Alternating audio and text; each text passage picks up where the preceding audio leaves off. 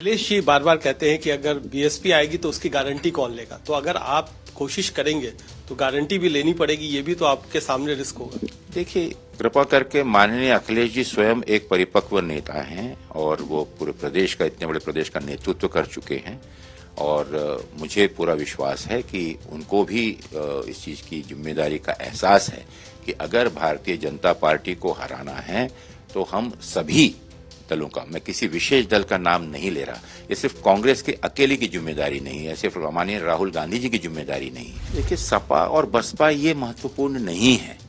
आज महत्वपूर्ण है कि उत्तर प्रदेश में समवैचारिक जितने भी, ना ही सपा, कांग्रेस, बसपा, लेकिन छोटे छोटे भी कई दल हैं, छोटे छोटे विचारधारा के भी कई ऐसे समूह हैं, ऐसी संस्थाएं हैं, उनको भी साथ लाना आवश्यक है। कोई ना प्लान है और ये जो बाहर में इस प्रकार की जो चर्चाएं हो रही हैं, ये सुनियोजित तरीके से षड्यंत्र के तहत इस प्रकार की अफवाहें फैलाई जा रही हैं। उत्तर प्रदेश के कांग्रेस प्रभारी अविनाश पांडे जी हैं हमारे साथ।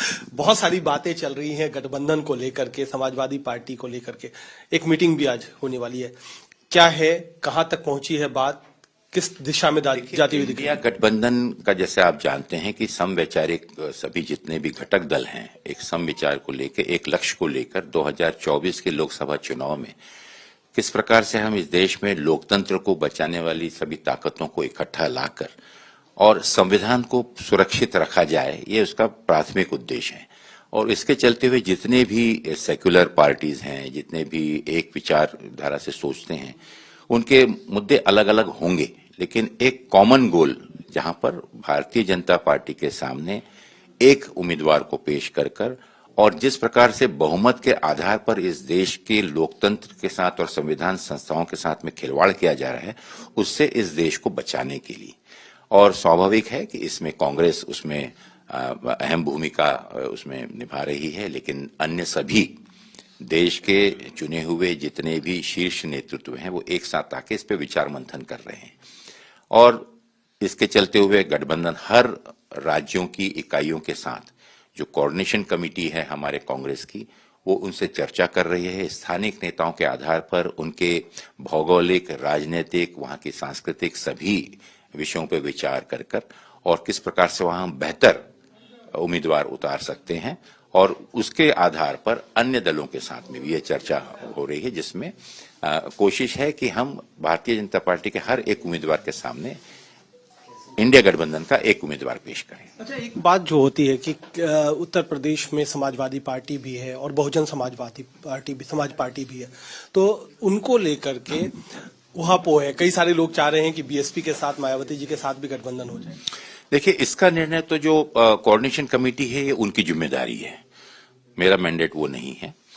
लेकिन स्वाभाविक है कि इंडिया गठबंधन के जितने भी नेतृत्व के में बैठे हुए लोग हैं, वो कोशिश कर रहे हैं कि देश के अंदर में जितनी भी सेक्युलर, जैसे मैंने बताया कि समवैचारिक पक्ष हैं, और माननीय राहुल गांधी जी का अगर आप देखें तो पिछले दिनों जो भारत जोड़ो यात्रा जो है, जो आज आंदोलन का रूप ले चुकी है, उसका उद्देश्य ये है कि आपसी नफरतें भूलकर, आपसी बैर, आपसी शिकायतें को दूर कर सब एक आए और एक से एक को जोड़ते जाएं। तो उसके तहत मुझे विश्वास है कि हमारे जितने भी शीर्ष नेतृत्व हैं, हमारे कोऑर्डिनेशन कमेटी के आदरणीय नेतागण हैं, वो सब लोगों से बात कर और अगर आपसी कुछ मतभेद भी हैं, अगर कोई भी पार्टी हो, मैं कोई एक विशेष पार्टी का नाम लेना नहीं चाहूंगा, लेकिन हम तभी ये मुकाबला कर सकेंगे, अपनी ताकत को तभी हम मजबूत कर सकेंगे जब हम एक होकर लड़ें। और उसके चलते हुए जो कोशिशें चालू हैं, मुझे विश्वास है कि उसमें सफलता मिलेगी और भारतीय जनता पार्टी के सामने इंडिया गठबंधन के उम्मीदवार मजबूती के साथ हम जिताएंगे। अच्छा, कई बार ये भी बात होती है कि कांग्रेस मजबूत पार्टी है, राष्ट्रीय पार्टी है, लेकिन समाजवादी पार्टी वहां लगभग 65 सीटों पर अपनी दावेदारी कर रही है। तो ऐसे में अगर किसी वजह से बात नहीं बनती है तो एक प्लान बी मायावती जी का है। देखिए, ऐसा कोई ना प्लान है और ये जो बाहर में इस प्रकार की जो चर्चाएं हो रही हैं, ये सुनियोजित तरीके से षड्यंत्र के तहत इस प्रकार की अफवाहें फैलाई जा रही हैं। ना कोई 65, 75, 80 की कोई किसी प्रकार की बात नहीं है। बातचीत अभी नहीं, सतत एक सकारात्मक चर्चा के रूप में चालू है और उसके चलते हुए बहुत ही समझदारी और सूझबूझ के साथ एक एक लोकसभा कॉन्स्टिट्यूंसी को लेकर गठबंधन के जितने भी घटक दल हैं वहां पर किसका प्रभाव होगा, किस प्रकार से सामूहिक रूप से हम एक उम्मीदवार पेश कर सके, इसका किसी कोशिश चालू है। किसी संख्या का किसी आधार पर अभी इस प्रकार की कोई चर्चा ही नहीं है। तो ये बाहर में मैं स्पष्ट रूप से कह दूं कि ये फैलाई गई अफवाहें हैं।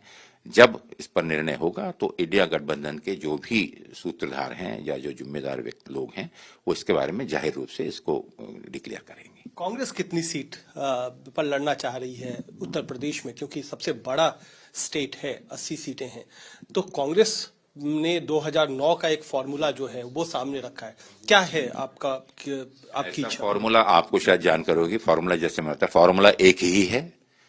उत्तर प्रदेश में कांग्रेस की जड़ें काफी मजबूत हैं। पिछले चुनाव के नतीजों के कारण थोड़ी शिथिलता हो सकती है, लेकिन कार्यकर्ताओं में आज उत्साह है। राहुल जी की भारत जोड़ो यात्रा के बाद में देश की राजनीति ने एक करवट लिया है और उसके चलते हुए उससे उत्तर प्रदेश भी छूटा नहीं है। और उत्तर प्रदेश कांग्रेस के दिल के बहुत नजदीक है। वहां के लोगों की विचार, एक गंगा जमनी तहजीब जो वहां की है, उससे लोग प्रभावित हैं। और आज इस चीज का एहसास उनको है कि कुछ दिन के लिए वो अगर भटक भी गए थे तो मार्ग इस देश का सही हित कांग्रेस और सेक्युलर विचारधारा के साथ ही है। और मुझे विश्वास है कि आने वाले दिनों में कांग्रेस एक अहम भूमिका उत्तर प्रदेश में भी निभाएगी और इंडिया गठबंधन के सभी उम्मीदवारों को न ही सिर्फ समर्थन करेगी लेकिन ये सुनिश्चित करेगी कि उनकी विजय हो। 80 में कितना कांग्रेस? 80 में 80 इंडिया। और उसमें समाजवादी पार्टी और बीएसपी साथ साथ या अलग अलग? मैंने कहा कि इंडिया गठबंधन के 80 उम्मीदवारों पर कांग्रेस अपना समर्थन देगी। तो उसमें यही तो सवाल है, अभी सबसे वाजिब सवाल है कि सपा और बसपा, क्या उसको आप एक साथ ले आ पाएंगे? देखिए, सपा और बसपा ये महत्वपूर्ण नहीं है।